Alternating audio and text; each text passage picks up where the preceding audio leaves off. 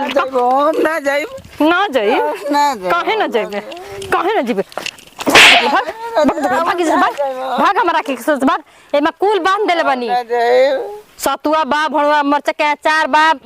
प्याज बा नीमक बा मरचा बा कुल बांध देले चल भाग जल्दी दोगल भाग हमर भाई स्टेशन पे इंतजार करथै भाग हम जाइबे ना करब कहे न जीबे रे हम तोरे संग रहब अरे दोगल तनी चाम चटला से फुर्सत ना मिले तनी चाम के पीछे छोड़ के काम के पीछे भाग तब कहबे कि मर्द बड़े तो मौगे के नाम धरवाल चाहतल मौगे के नाम धरवाल चाहतल दोगल मौगे के नाम हम ना जाइब तारे के ना जाइब जाइब लेकिन हम बाहर ना जाइब मालिन के कमा घर दुआर कुल बना गलो स आय तक पुत्रा करकट छोड़ के जब बहुत महतारी बनवा के मोल तोने तक ले बटे मार लो कतनो मार लो हम ना जाइब मार ला कहत नि पुत्र निकल जाए जैसे निकल जा तो तार मोछ का बार ले हम चल भाग दगला गठरी धरी तो डलबे के ना डब भाई कबे से इंतजार कर तो भाई इंतजार तो बरियाई भेजबू हां तोरा के बरियाई भेजब तबे तू भाग चाम के पीछे भागत रहत ना काम के पीछे भागते दगला तब न जानती हां मेहर मोग बन के घर बैठे बड़े ये दई भाग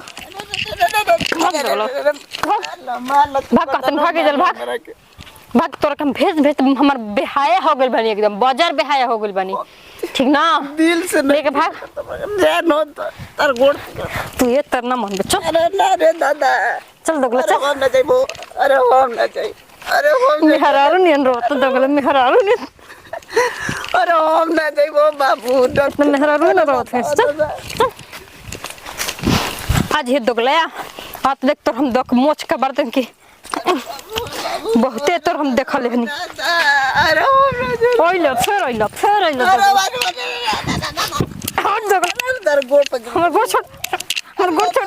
हम ना जाइबो दादा हमर गोड़ छोड़ अरे राव दादा बहुत गोड़ छोड़ दे हमर दोगला गोड़ छोड़ तो करे जा में हॉल कर दे ठीक ना हमर गोड़ छोड़ तार गोड़ दादा हम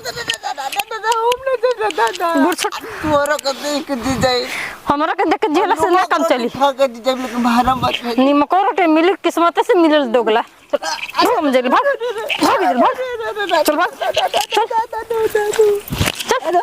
चल तोरा के भेज के रहबे बरा भाई स्टेशन पे इंतजार करता दोगला कहीं के आ गेल तो ता कहत नहीं छोटी के दुधिया गोड़ हाथ काट दे गोड़ काट दे नहीं तर ना तो कह दे कि का कहत लियावा तू आबो